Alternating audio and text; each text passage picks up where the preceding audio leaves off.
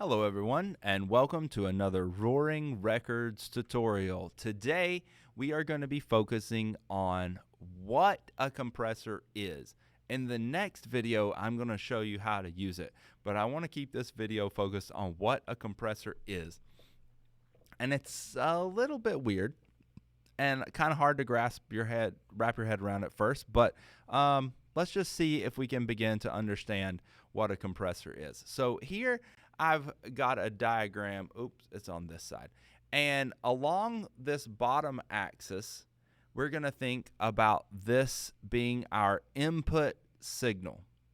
So as this increases on this axis, that is a stronger input signal. And on the up and down axis here, we're going to think about this being the output signal. So how is the output signal going to change based on the input signal? And that's kind of what a compressor is in general. It's controlling the output signal based on the input signal. So as a really short definition, I like to call a compressor an automatic volume control. I know that's a very generic way of thinking of it, but it is automatically controlling to bring the louder volumes more in control and smooth out the signal. Now, we're not hoping to completely butterstick this signal and just make it a block of sound waves, though you could, but we're hoping to maybe decrease the peaks a little bit, possibly increase the resonance of some instruments or the trail out of some instruments so that the signal is more level. And if it's more level, it's probably easier to mix in your mix. You could also use some of the settings to blow out the initiations of notes if you wanted to get more transients to your sounds. That's also possible. Not as common necessarily in application, but it is something that's there for you to use. So we need to understand what the parameters are on a compressor and how we're actually controlling them. So here we go. The first parameter, well, we have to think of signal to begin with as input is equal to output.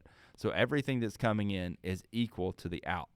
And then the first thing we're going to want to note on a compressor is that there is a point called the threshold. And the threshold is entirely adjustable. It can be anywhere up or down this line. If you put it all the way up here at 0, then you are not going to compress your signal at all. But if you put it somewhere in the middle, then you're giving yourself room to compress. This threshold says that whenever the input signal begins to get above the threshold, the compressor is going to reduce that signal by a certain amount to allow the output signal to be slightly less. Now, there are a few different options that could come out of that. There are some standard choices for sure, but this reduction could be anywhere in between the 1-to-1 signal of no compression or a massive amount of compression for those sounds that go above the threshold. And this is adjusted with a tool called the ratio. Now, a 1-to-1 ratio is no compression, meaning what comes in goes out. A 2-to-1 ratio is mild. 4-to-1 is medium. And 10-to-1 is a strong compression. And anything at 20-to-1 or above is pretty much called a limiter. Now, what do I mean by these ratios? Well, let's think about a 2-to-1 ratio, which is kind of this mild line that I drew. So anything that comes above the threshold by 2 decibels is going to be reduced to only go above the threshold by 1 decibel. So, likewise, if I go over by 8 decibels, the output volume is only going to be 4 decibels over the threshold.